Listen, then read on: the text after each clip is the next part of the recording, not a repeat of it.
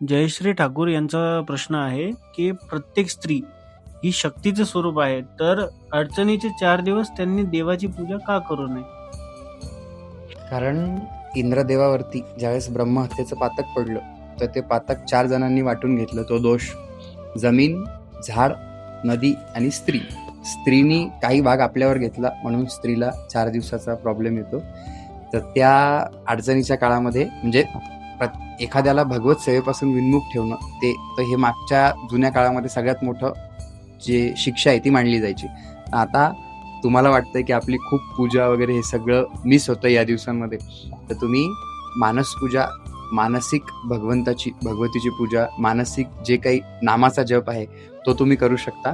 पण भगवंत कर्मफळ दात आहे, त्याला माहिती आहे की स्त्रीची यामध्ये चूक नाहीये. तिने इंद्रदेवाचं पातक आपल्या माथी घेतलंय, म्हणून भगवंतानी त्या जो 4 दिवसाचं अडचण येते त्याचं रूपांतर कसं केलं की हे जर ऋतुचक्र थांबलं तर नवनिर्मिती, पृथ्वीवर जी नवनिर्मिती आहे तीच थांबून जाईल. बरोबर?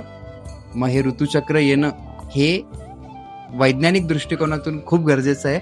आपल्या हिंदू धर्मामध्ये बघा, एखाद्या स्त्रीला ज्यावेळेस रुजूप्राप्ती होते, एखाद्या कन्येला, त्यावेळेस तिला नवीन वस्त्र घेतले जातात, गोडाधोडाचं खायला केलं जातं की ही हिच्या गर्भामध्ये आता एक नवीन जीव वाढवू शकते. बरोबर? It is a natural phenomenon occurring in the females body. मग जर देवानी तुम्हाला सगळ्यांना हे नॅचरली, तुमची चूक नसताना तुम्हाला दिलंय, तुम्ही इंद्रदेवाचं पातक घेतलं म्हणून, मग जे लोक म्हणतात ना की स्त्री अपवित्र आहे, तर स्त्री कधीही अपवित्र नव्हती. ती शक्तीचंच स्वरूप आहे. आणि माझं जर मत विचाराल तुम्ही, तर मी प्रत्येक स्त्री शक्तीचा ऋणी आहे की तुम्ही ते पातक तुमच्या माथी घेतलं.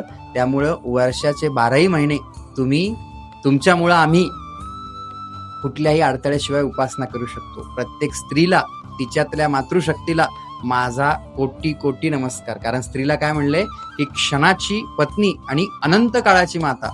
कोण म्हणतं स्त्री शक्तीचं स्वरूप नाहीये? पण या 4 दिवसामध्ये शास्त्रप्रमाण म्हणून आपण सेवा करू नये, आपण मानसिक सेवा करू शकतो. जय जगदंबा.